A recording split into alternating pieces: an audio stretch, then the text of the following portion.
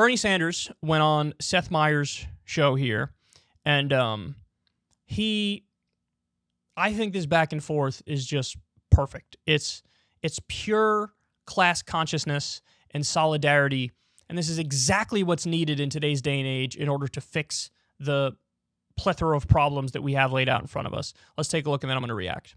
You are at these strikes, particularly when they're in red states, like Alabama that you mentioned. Are you cognizant of, or do you feel it's true that maybe a lot of the people that you are there fighting for are not Bernie Sanders supporters or even Democratic voters?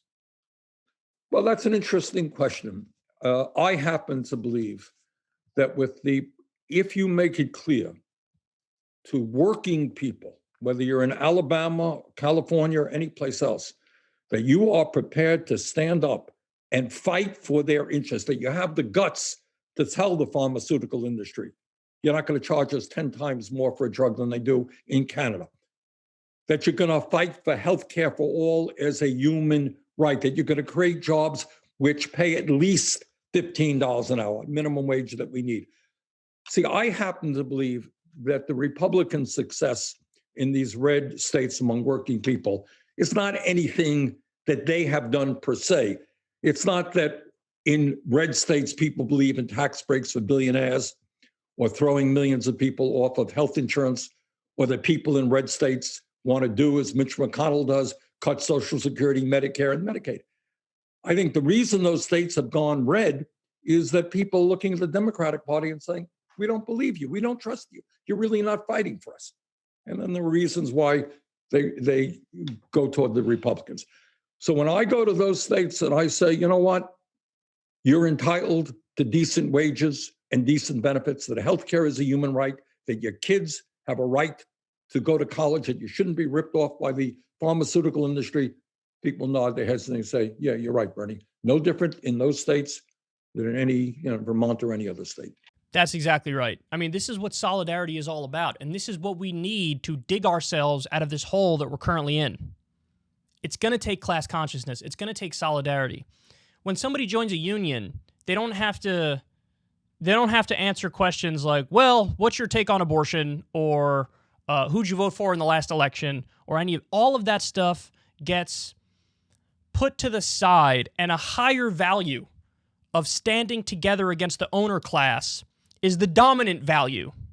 And that's the only way that people at the bottom win, is if you collectively bargain, if you stand in solidarity with your fellow brothers and sisters, and you realize that united we have a chance. Divided, we definitely fall. This is why the oldest trick in the book of the elites is divide and conquer. So let everybody want to slit each other's throats over culture war stuff. Let's scapegoat and blame black people, scapegoat and blame immigrants, point the finger at people who have no wealth and no power and say that they're the problem, so you guys fight amongst yourselves. Take social issues like issues involving religion, and you guys fight amongst yourselves over that, and we're going to run out the back door with all the money. The top 1%, the ruling class, the billionaires. And Bernie is trying to break through and let people know the only way we can actually win is if we realize we have way more in common than not. And this is the exact message, man. Listen, the problem is the elites. The problem is that Republican politicians are totally bought and owned by corporate America, and they're doing their bidding. And the Democrats are also bought and owned by corporate America, and they're doing their bidding. Now, there are differences. The parties aren't exactly the same. But for damn sure, the parties are both nowhere near good enough and nowhere near looking out for your average American. That's just a fact. So you could argue over just how corrupt they are and who exactly are the particular donors that lead to both parties acting as they act. But the fact of the matter is, everybody has a gut feeling. There's this intuition that virtually everybody in the country has that nobody's representing me. This is why Congress has an approval rating that oscillates between like 7% and 25%. Their approval rating is 25% on a good day. That's a good day. So people are onto it. They know that they're not being represented. And what happens if you stand in solidarity, if you have unity against the top 1% of the working class? What happens is you have a fighting chance. And we can prioritize the things that would make all of our lives better. And this is the whole point. So if you stand together with people who maybe on some issues, maybe on many issues you don't agree with, well, maybe you can get a living wage implemented, because everybody wants to be able to make enough to live if they work a full-time job. Virtually everybody. The only people against that are the people who are bought by corporate American billionaires or people who are totally drunk on Ayn Rand, unfettered laissez-faire capitalism Kool-Aid, and that's a tiny percentage of the population. So the overwhelming majority of people, because they live this experience, they know, look, I work full-time. Of course I should make enough money to survive. Anybody who works full-time should make enough money to survive. We can come together on an issue like that, on a $15 minimum wage. We can come together on an issue like the PRO Act, which is pro-union legislation, which will put teeth back in the unions and have way more people join unions. And unions now are polling higher than in my entire lifetime, because people understand that the elected officials are so corrupted and not listening to the needs of the people that the only people coming to save us are us if we get our act together and if we stand in solidarity and unity. And so that's how you actually have a chance of winning. And that's how you can collectively bargain and get better benefits, more vacation time, higher pay. He's laying out here a very basic idea, but it's an idea that has been buried in modern America. And it's been buried because we have this hyper-partisanship that, and this culture war narrative that feeds the partisan and tribal disagreements. Now, look, I have feelings on social issues. I have very strong feelings on social issues. There are many things I think are a no-brainer that I fight for and I argue for. And that's all fine and dandy. We can have those discussions and we can have those conversations. But on the areas where we can unify, we absolutely should unify. And if that's on pro-union legislation, if that's on a $15 minimum wage, if that's on ending the corruption in Washington, D.C. and getting the money out of the political system, then that's wonderful. That's wonderful. If that's eliminating medical debt, doing universal health care, these are all areas where, if you look at the polling data, 60, 70, 80% of the American people are on this side. And it would benefit all Americans. And so we can come together and we can wage this fight. And we have a much better chance if we stand united. So this is what solidarity is about, man. This is what class consciousness is about. It's about understanding, even though we might have differences in our respective ideologies, at the end of the day, we come together for the biggest issues that impact all of us. And it's the only way we win. Because again, divide and conquer is the oldest trick in the book, and that's the exact trick that the elites use on us. You have a lot more in common with Joe Schmo, Republican Union guy, than you have in common with Democratic top 1% elite who's bought by all the big corporations and billionaires and has been taking donations from them for decades.